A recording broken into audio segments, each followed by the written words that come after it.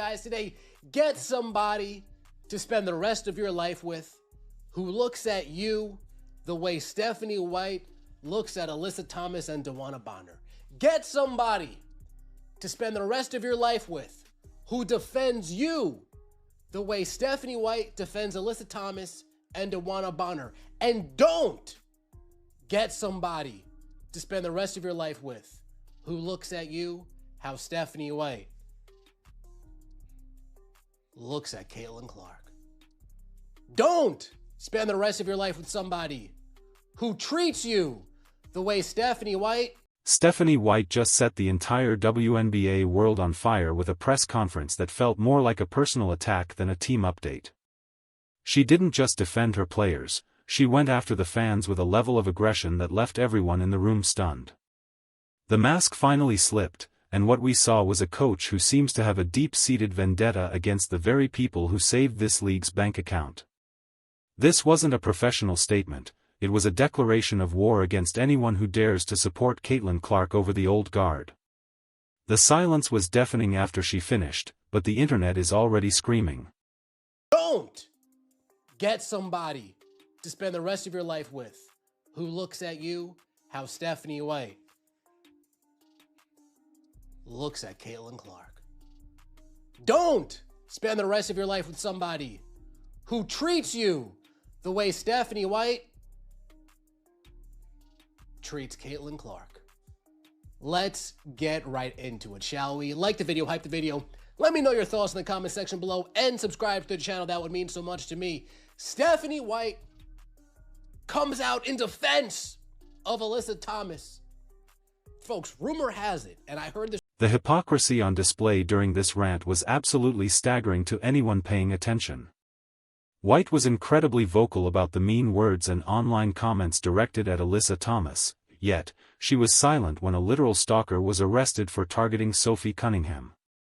It is a clear double standard that has the fan base absolutely livid. If you aren't on her list of favorites, you basically don't exist to this head coach. She is demanding protection for some while leaving others to fend for themselves in dangerous situations. The fans are starting to notice this pattern, and they are not staying quiet about it anymore. And I heard this through the grapevine. If there was a train coming,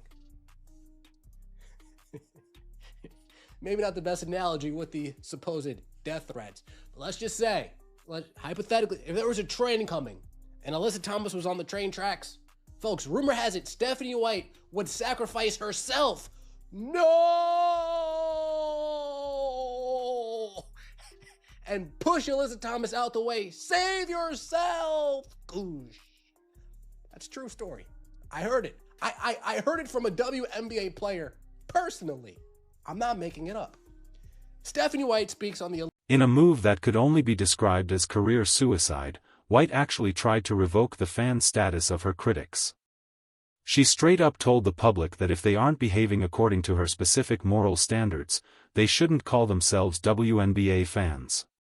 It is an incredibly bold move for a coach in a league that was struggling for basic relevance until this very year. Imagine telling the people who are finally buying the tickets and jerseys that they aren't welcome because they have a love-hate relationship with certain players. It is gatekeeping at its absolute worst, and it is driving a massive wedge in the community. Alyssa Thomas receives death threats, mean names, mean words, mean words. But Caitlin Clark has a stalker that gets arrested, and Stephanie White, quiet as a mouse. Oh. Isn't it crazy how Stephanie White puts out a statement after Alyssa Thomas? Oh, I can't believe I received this treatment. But she's the head coach of a team where Sophie Cunningham had a stalker arrested and she didn't even say anything? Get somebody who looks at you. There is a rumor circulating through the grapevine that Stephanie White would literally jump in front of a moving train to save Alyssa Thomas. The level of devotion she shows to her core group of veterans is bordering on obsessive, according to several league insiders who have seen the dynamics up close. While loyalty is usually considered a good trait, in this specific context, it is creating a toxic rift in the locker room. She is building a fortress around her favorite stars while leaving the rest of the roster out in the cold. It is a divided house, and everyone knows that a house divided cannot stand for long. And who are you attributing that to?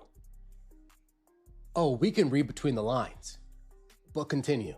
It is absolutely unacceptable. Most of this coming from the online community. Most of this, Damn, so you guys are worried about the online community. Okay. In my heart of hearts, I believe, not coming from WNBA fans, Indiana Fever fans. I believe that this is people who are using our league, using our players to further divisive agendas. Not WNBA fans, not Indiana Fever fans.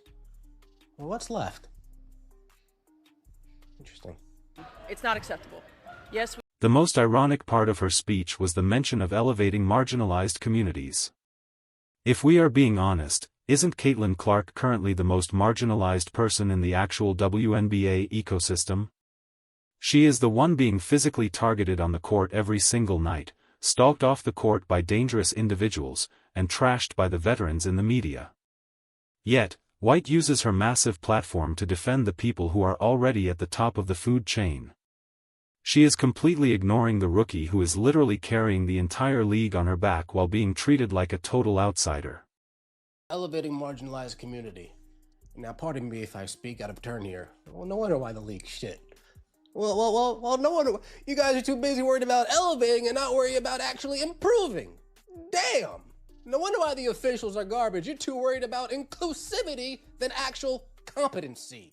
Well, I'll be damned. Including and being inclusive of all different walks of life. But speaking of marginalized communities, I'm going to ask you this question though, real quick. Is Caitlin Clark in the WNBA? Wouldn't she be part of the marginalized community within the WNBA atmosphere, Stephanie? Stephanie White claims the league has been hit with a massive wave of toxicity and racism since a very specific point in time. We all know exactly who she is pointing the finger at without her even having to say the name.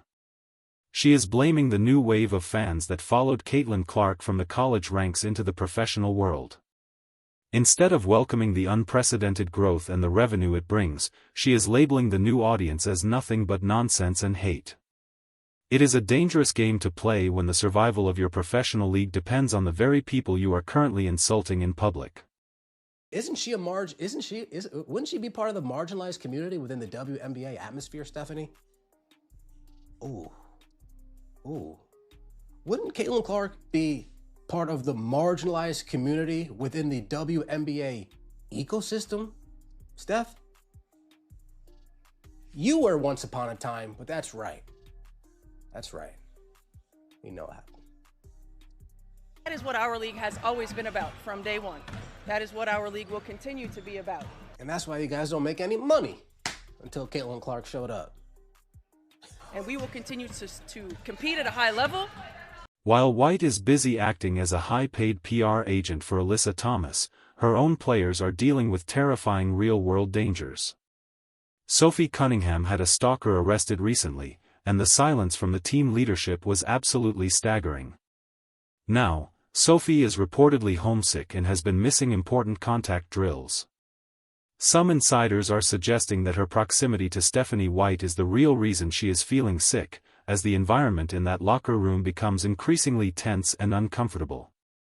The leadership failure here is becoming impossible for the fans to ignore anymore.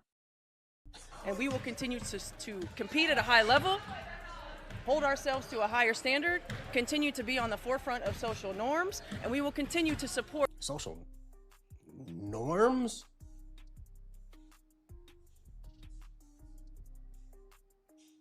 One another collectively as a league. Players, coaches, staff, support staff, everyone. We're about elevating. We are not about demeaning, demanding. We are not about continuing. Demanding? Well, that's not true. You're demanding right now. You're demanding from fans right now. You're demanding from people right now. Let's get real about the financial reality of this entire situation. The WNBA simply was not making money until the Caitlin Clark effect took hold and changed everything overnight. Stephanie White can talk all day long about social norms and elevating marginalized communities, but the cold, hard cash is coming from the fans she is currently trashing.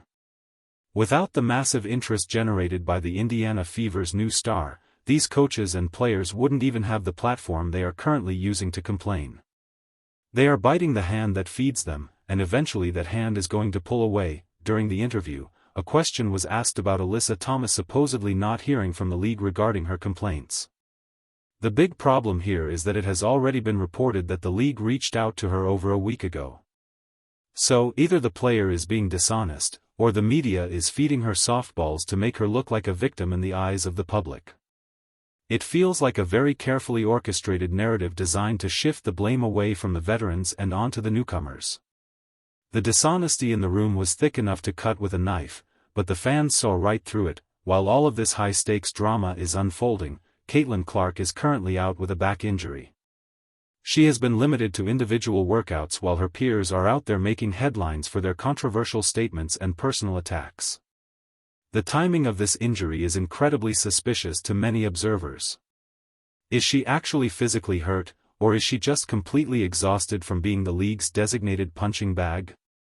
The pressure on this young woman is reaching a breaking point, and the leadership of the league seems more interested in protecting the bullies than the actual superstar talent. Hardcore critics are now calling Stephanie White a two-faced slimeball snake for the way she is handling these internal situations. She presents one face to the media, the face of a caring, inclusive, and thoughtful mentor. While behind the scenes, she is allegedly fueling the fire of division. You simply cannot claim to be all about inclusivity while you are actively gatekeeping the sport from millions of new viewers. These people just want to watch great basketball, but they are being told they don't belong because they don't fit the specific political mold that White and her circle demand. While White is busy worrying about social norms and online comments, the actual quality of the game on the court is suffering. The officiating in recent weeks has been called absolute garbage by fans and veteran analysts alike. Maybe if the leadership spent more time on professional competency and less time on policing the online community, the product on the court wouldn't be such a mess. It is very hard to take a lecture on ethics from people who cannot even get the basic rules of the game right. The priorities of the league's top brass are clearly in the wrong place right now. The Indiana Fever media is not helping the situation either. Most of these reporters seem like they don't even know how to hold a camera straight, let alone how to ask a tough or meaningful question. They are acting as a human shield for White and her favorite veterans, refusing to call out the obvious double standards that are plain to see. It has become a protected bubble where the truth goes to die, and the fans are the only ones willing to point out the reality of the situation. The lack of journalistic integrity in the room during these press conferences is truly embarrassing. Who actually gets to decide who qualifies as a real fan in this league? According to Stephanie White, she is the ultimate judge and jury on that matter. If you criticize her players or point out their overly aggressive behavior on the court, she labels you a jerk. This kind of elitist gatekeeping is exactly what kept the WNBA in the shadows for decades. Now that the lights are finally on and the world is watching, the people who were comfortable in the dark are lashing out. They are terrified of the new audience they spent years praying would finally show up to watch them play. You cannot talk about Stephanie White without mentioning her fierce and often biased protection of Dana Bonner. The way she looks at her and Alyssa Thomas tells the whole story of the locker room hierarchy. It is a very tight-knit circle that does not allow for any outside perspectives or dissenting opinions. If you aren't part of that inner sanctum, you are treated like an enemy of the state. This us versus them mentality is poisoning the league from the inside out, and it seems like White is the one leading the charge into this dark and divided future for the sport. Alyssa Thomas claims she received death threats, which is a very serious and heavy allegation that should be taken seriously. However, the league maintains that they already addressed these issues with her. Why is the narrative still being pushed that she is being ignored by the front office? It feels like a calculated move to garner public sympathy and distract from the physical, sometimes dirty play that has been criticized by fans all season long. It is the ultimate deflection tactic in a season that has been full of them, and it is clearly designed to silence any legitimate criticism. Sophie Cunningham still has not participated in contact drills, and the mystery continues to grow. The official word from the team is sickness, but the rumors suggest something much deeper is going on behind closed doors. When a veteran player suddenly disappears from the rotation while the coach is busy trashing the fan base, it sends a very clear message to the rest of the league. There is a massive fracture in the foundation of this team, and no amount of PR statements about social norms can bridge that gap. The truth is going to come out eventually, and it won't be pretty. The irony of the marginalized community speech is that the WNBA has always been a safe space for those groups, but now they are using that history as a weapon to exclude a rookie who represents a different demographic. It is the old gatekeepers feeling threatened by the mainstream success of a newcomer. Instead of expanding the tent to include everyone, they are trying to pull up the stakes and move the whole camp away from the new fans. They would rather be small and exclusive than big and successful if it means they have to share the spotlight with Caitlin Clark. When Caitlin Clark was being physically targeted and shoved on the court, where was Stephanie White's big speech about player protection? When the national media was dissecting every single move she made, where was the call for kindness and professional respect? The silence during those moments was absolutely deafening. It proves beyond a shadow of a doubt that the protection White talks about is only reserved for a specific group of people. If you are the one bringing in the ratings and the new fans, you are apparently on your own when things get tough or dangerous. That we are currently standing at a major crossroads for the future of women's basketball. One path leads to a global powerhouse fueled by millions of new fans and superstar talent that transcends the sport. The other path leads right back to being a niche league where coaches like Stephanie White can control the narrative without any pushback from the public. By trashing the Caitlin Clark fans, she is actively choosing the latter path. She would clearly rather have a small, obedient audience than a massive, passionate one that asks difficult questions and demands actual accountability. WNBA players are finally starting to talk off the record about what is really going on. They see the blatant favoritism. They see the way White shields her chosen ones while letting others drown in the controversy. The train track analogy might be a bit of a stretch, but the sentiment behind it is very real to the people in that building. There is a clear hierarchy in this league that has nothing to do with basketball talent and everything to do with politics and personal relationships. It is a system designed to keep the status quo in place at any cost to the game. Fans are now demanding that White finally speak up against things that actually matter to the health of the league. They want consistency and fairness. They want a coach who cares as much about rookie safety as she does about the veterans' feelings. But based on her recent snap, it doesn't look like that is ever going to happen under her watch. She has dug her heels in deep, and she seems ready to go down with the ship as long as her favorites are on board with her. The division is deep, and the healing process hasn't even begun. In the end, Stephanie White's outburst might be the catalyst for a total overhaul of the league's leadership. You simply cannot build a sustainable future by insulting the people who are actually paying for it. The era of the two-faced approach is rapidly coming to an end. As the spotlight on the WNBA grows brighter every day, the shadows where these double standards hide are disappearing. The fans aren't going anywhere, but the coaches who trash them might find themselves looking for new jobs sooner than they think. The power dynamic is shifting, and there is no going back.